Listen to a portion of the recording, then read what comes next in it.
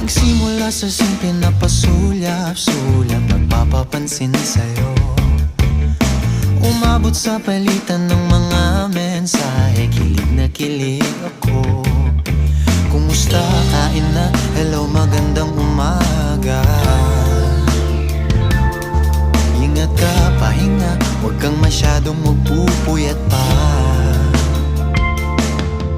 Naramdaman ng puso na dahan